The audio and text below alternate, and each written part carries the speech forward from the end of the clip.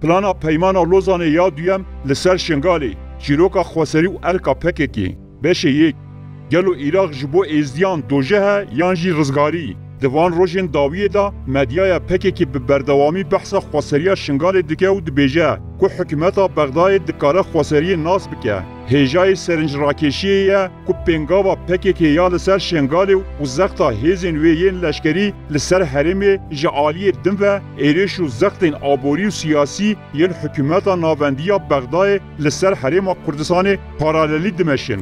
Herçend hin derdor hewl didin projeya xweseriya Şingalê wekî pêvajoyek asayî nîşan bidin jî dema ku nirxandina rewşa deverê a jeopolîtîk bêkirin wê bêdîtin ku di bin navê xweseriya Şingalê da hin planên xeternak û veşartî heye. Gelo nêzîkatiya dewleta Iraqê ya li hember êzidiyan çi ye?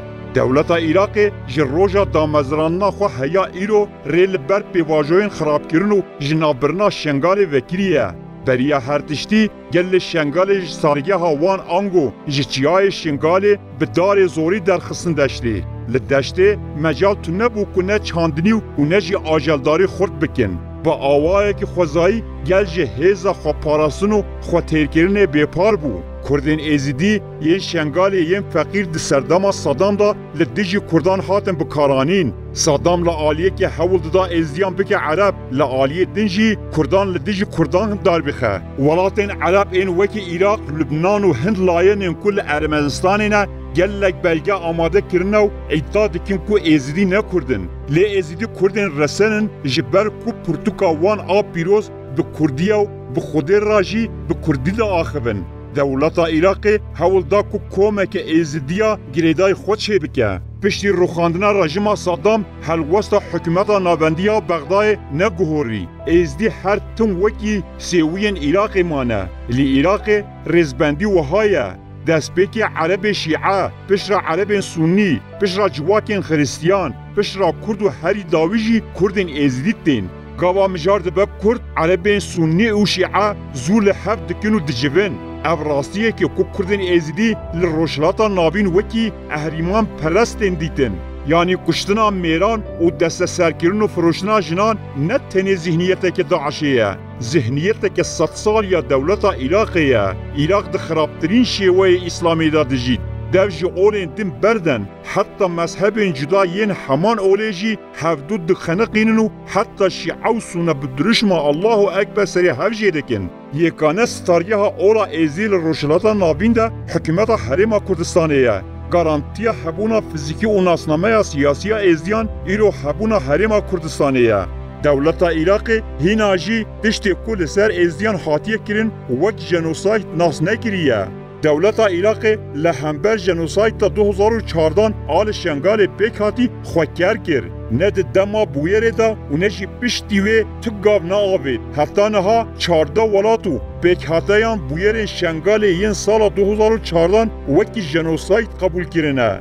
Li aliyê din Parlamentoya Herêma Kurdistanê di cotmeha sala 2019 da sey tebaxê wekî roja jenosayt qebûl kir. Paşê dîsan êzidî ji aliyê Herêma Kurdistanê ve hatin parastin û çavdêrkirin. Ofîsa rizgarkirina êzdiyan hat vekirin. Ji sadî not û çara jinên êzidî yên ku hatine rizgarkirin ji aliyê vê saziyê ve hatin rizgarkirin. Êzdiyan piştî jenosaytê xwe li vir bi derfetên Herêma Kurdistanê vegirtin.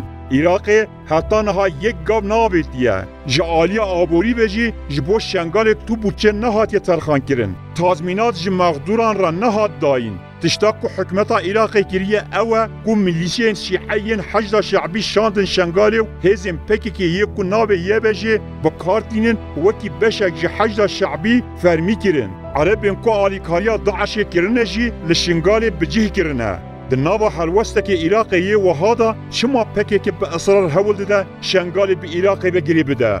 Dojeha gelan Iraq, gelo dewleta Iraqê wê xweseriyê bide Şingalê pêşî em bipirsin ka em li rewşa dewleta Iraqê binêrin. Dewleta Iraqê du hefte berê Patrîarekî Katolîkê Kildanî yê Iraqê Louis Rafael Sako ji kar dûrxist ji bo biçûkkirina Herêma Kurdistanê tê dikoşe.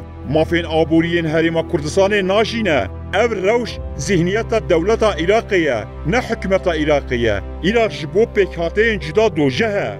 Dema ku rewşa Iraqê ev be, گلو پکه چما بغدا وکی رزگارکرین شنگالی نشان دده و چما ایرق خسریه بده شنگالی جبو بقاتاننا پارچه که جاخا کردستان در راستیه دا اف پیلانا میثاق ملی لگل شیعه و عرب دینجی هیا او جی دخوازن کرکوک شنگال و گرمیان خانقین جی کردستان وقتینن آرمان جوان اوه کو کردستان جی دستلاتداری خواه بپار بمینه دوی کس خواه نخاپینه ذهنیت عراق یا عرب شیعه یا کو دموگرافیا کرکوک گوهارتو گر عربو نهش جودکار چاندنیه بکن دبن ناوی خواسریا شنگال دا دجمناتیا کردان دکه آرمانج اوه تنه شنگال جی کردستان وقتینن لشنگال شانویا لوزانا دویم تلیستن عراق نه دخما شنگال و نه جی دخما ایزلیان دایه لی چند تیبتمندی هنه که شنگال هم جبو ایران و هم جبو ترکیه و هم جبو عراق ناوندکی راکشه یک جی صدما اتنگاریه